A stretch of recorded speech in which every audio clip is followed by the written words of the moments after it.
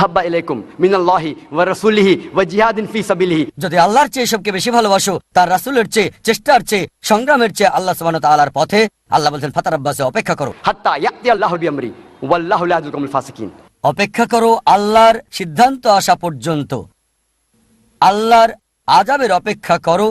আর আল্লাহ ফাসিক লোকদের অনুগ্রহ করেন না। সুতরাং নবীজি আরবের ঐক্য চাইলে এরকম আয়াত কোরআনে কেন উল্লেখ থাকবে? এটা আরো বলা হয়েছে পবিত্র কোরআনে সূরা আল ইমরান অধ্যায় ৩ আয়াত ১০৩-এ, ওয়াতাসিমু বিহাবলিল্লাহি জামিআ ওয়া লা তাফাররাকু, আল্লাহর রজ্জু শক্ত করে ধরো আর বিভক্ত হও না। তাই আমাদের নবীজি বিশ্বাসীদের ঐক্যের কথা বলছেন, তিনি এখানে আরবদের ঐক্যের ব্যাপারে বলছেন না। যদি নবীজি আরবদের ঐক্য চাইতেন, সহজে নেতৃত্ব নিয়ে নিতেন, তাদের নেতা হতেন, রাজা হতেন, সহজে আরবদের একত্রিত করতেন। কোরআনে অনেক আয়াতই আছে যেগুলো এই থিওরিকে খণ্ডন করে। আরো বলা হয়েছে পবিত্র কোরআনে সূরা আল ইমরান অধ্যায় ৩ আয়াত ৪৩-এ বলা হয়েছে, ওয়া ইসকালাতুল মালায়েকাতু ইয়া মারইয়ামু, আর ফেরেশতাগণ বলল, হে মারিয়াম, ইন্নাল্লাহা আস্তাফাকি ওয়া তাহারাকি, যে আল্লাহ তোমাকে বাছাই করেছেন এবং পবিত্র করেছেন এবং সম্মানিত করেছেন সব নারীর চেয়ে। চিন্তা করেন, কোরআন বলছে যে মারিয়াম যীশু খ্রিস্ট আলাইহিস সালামের মা, যিনি ছিলেন ইহুদি, তাকে পৃথিবীর সব মহিলার উপর মর্যাদা দেওয়া হয়েছে। যদি তিনি আরবের ঐক্য চাইতেন, তাহলে বাছাই করতেন তার মাকে বা তার স্ত্রীকে অথবা কন্যাকে, আরবের অন্য মহিলাকে, সব মহিলার প্রতিনিধি হিসাবে। কিন্তু তিনি বাছাই করলেন কাকে?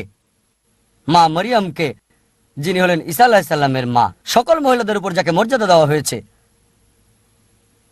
আর এর কারণটা পরবর্তী আয়াতে বলা হয়েছে সূরা আল ইমরান অধ্যায় ৩ আয়াত ৪৫, যে এটা সর্বশক্তিমান ঈশ্বরের পক্ষ থেকে প্রেরণা, তার কোনো পছন্দ নেই, তার পছন্দ অপছন্দের কোনো সুযোগ নেই, কারণ এই ওহী আল্লাহ সুবহানাহু ওয়া তাআলার পক্ষ থেকে। আরো অন্যান্য অনেক আয়াত রয়েছে পবিত্র কোরআনে অনেক জায়গায়, সূরা বাকারা অধ্যায় ২ আয়াত ৪৭-এ, যে তুমি কি আমার অনুগ্রহের কথা জানো না, আমি যা করেছিলাম ইসরায়েলের সন্তানদের উপর, ইসরায়েলের উপর।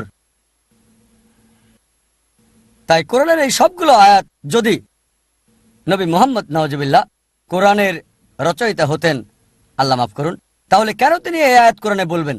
আরেকটা অভিযোগ বা থিওরি, যেটা পরিচিত থিওরি অব মোরাল রিফরমেশন। নবী মুহাম্মদ কোরআনকে সর্বশক্তিমান ঈশ্বরের বাণী বলেছেন কারণ মানুষকে পুনর্গঠন করতে চেয়েছিলেন। তাহলে কেন একজন মানুষ মিথ্যে বলবে যে মানুষকে মোরালে রিফর্ম করতে চায়? যদি সত্যবাদী হতে চান, মিথ্যে দিয়ে সেটা হতে পারবেন না। উদ্দেশ্য আর কাজের মধ্যে মিল থাকতে হবে।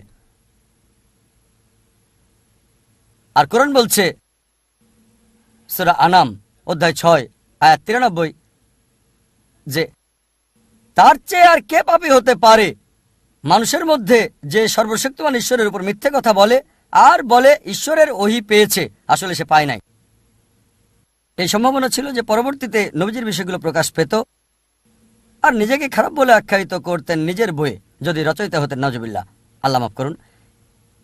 এটা বলা হয়েছে সূরা হাক্কায় অধ্যায় ৬৯ আয়াত ৪৪, ৪৫, ৪৬, ৪৭, যে যদি নবীর কোনো কথা আমার নামে চালিয়ে দিত, অবশ্যই তার ডান হাত ধরে ফেলতাম এবং তার জীবন ধমনী আমি কেটে ফেলতাম, আর তোমাদের মধ্যে কেউ তাকে রক্ষা করতে পারত না।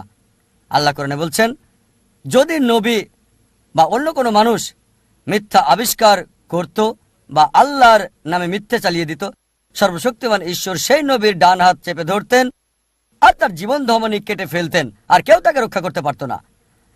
আর কিছু লোক আছে যারা বলে, নাউজুবিল্লাহ, নবী মুহাম্মদ সাল্লাল্লাহু আলাইহি সাল্লাম ভুগতেন মাইথোম্যানিয়ায়।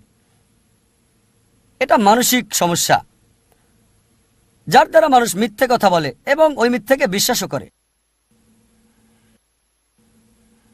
মাইথোম্যানিক হলো এমন ব্যক্তি যে মিথ্যে কথা বলে আর সেই মিথ্যাকে সে বিশ্বাসও করে। আরেকজন মনোবিজ্ঞানী তাকে চিকিৎসা করে কিছু বাস্তবতা দিয়ে। ধরেন কেউ বলল যে আমি রাজা, চিকিৎসক তাকে বলবে না যে তুমি ঘোরে আছো, চিকিৎসক বলবে তুমি রাজা, তাহলে রানী কোথায়? তখন মাইথোম্যানিক বলবে রানী তার মায়ের প্রাসাদে গেছে। তোমার মন্ত্রী কোথায়? মন্ত্রী মারা গেছে। দেহরক্ষীরা কোথায়? আপনি যত তাকে বাস্তবতার মুখোমুখি করবেন তখন সে বলবে যে আমি রাজা নই। আর যদি আপনি কোরআন দেখেন, কোরআন বাস্তবতার কথা বলে, বাস্তবতার উদাহরণ দিতে থাকে, বাস্তবতার। তাই কোরআন হলো মাইথোম্যানিয়াকদের জন্য চিকিৎসা। এটা মাইথোম্যানিয়াক রোগীর লেখা বই নয়, নাউজুবিল্লাহ। এছাড়াও আরো কিছু সমালোচক যারা বলে আর বিশ্বাস করে ধর্মীয় ইলিউশন থিওরিতে, বলে যে নবী মুহাম্মদ সাল্লাল্লাহু আলাইহি সাল্লাম কোরআন রচনা করেছেন তার জ্ঞানে, অভিজ্ঞতা থেকে, বিভিন্ন ঘটনা, পারিপার্শ্বিকতা না জেনে নিজেই কোরআন রচনা করেছেন। অনেকে বলে নাউজুবিল্লাহ, আল্লাহ মাফ করুন, তিনি পাগল ছিলেন। এখন যে লোকের মোহ আছে অথবা কোনো পাগল ব্যক্তির পক্ষে এত সুশৃঙ্খল আর সুষ্ঠুভাবে দৃঢ় থাকা 22 বছরের বেশি সময় সম্ভব না। কোরআন এক সময়ে বা একদিনে বা এক মুহূর্তে নাজিল করা হয়নি, এটা 22 বছরের বেশি সময়ে নাজিল করা হয়েছে।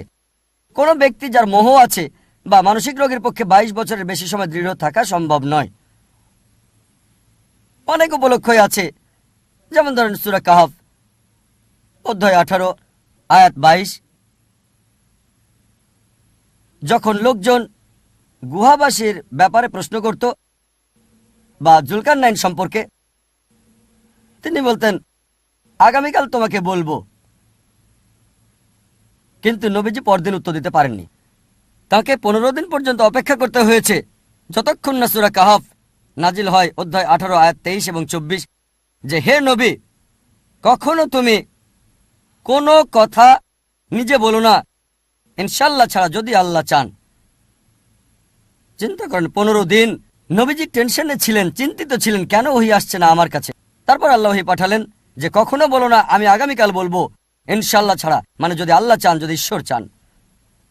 যদি তিনি নিজে কোরআন লিখতেন, সাথে সাথে উত্তর দিতেন বা পরবর্তীতে উত্তরটা দিতেন। আর দেরি হওয়ার কারণে অনেকে ইসলাম ধর্ম গ্রহণ করেছিল, তারা বুঝেছিল এটা কোনো মানুষের রচনা হতে পারে না, এটা অবশ্যই ঐশ্বরিক বাণী। আর এই আয়াত এখন আমরা পবিত্র কোরআনে দেখতে পাই। যদি তিনি নিজে রচনা করতেন তাহলে কেন তিনি এই আয়াত উল্লেখ করবেন কোরআনে? এর মানে নবী মুহাম্মদ সাল্লাল্লাহু আলাইহি ওয়াসাল্লাম নাউজুবিল্লাহ পাগল ছিলেন না, মোহে ছিলেন না। আরেক শ্রেণীর মানুষ যারা বলে নবী মুহাম্মদ সাল্লাল্লাহু আলাইহি ওয়াসাল্লাম নাউজুবিল্লাহ পাগল ছিলেন, যখন বলবেন কিভাবে পাগল ছিলেন, তারা বলবেন না আসলে মিথ্যাবাদী, প্রমাণ করবেন মিথ্যাবাদী না, তখন তারা বলে দুটোই ছিল। একজন মানুষ হয় পাগল হবে না হয় মিথ্যাবাদী, কখনো দুটোই হতে পারে না। কারণ একজন পাগলকে যখন প্রশ্ন করবেন সাথে সাথে উত্তর দিবে, হোক যৌক্তিক বা অযৌক্তিক। একজন মিথ্যাবাদী চিন্তা করবে, চেষ্টা করবে আর সঠিক উত্তর দেবে। তাই দুটো হচ্ছে সাংঘর্ষিক। আমরা জানি নবী তিনটার কোনোটাই ছিলেন না, পাগলও ছিলেন না, মিথ্যাবাদীও না, কোনোটাই ছিলেন না। তাই এই সবগুলো উত্তর থেকে নিশ্চিত ভাবে আমরা বলতে পারি নবী মুহাম্মদ সাল্লাল্লাহু আলাইহি ওয়াসাল্লাম কোরআন রচনা করেননি।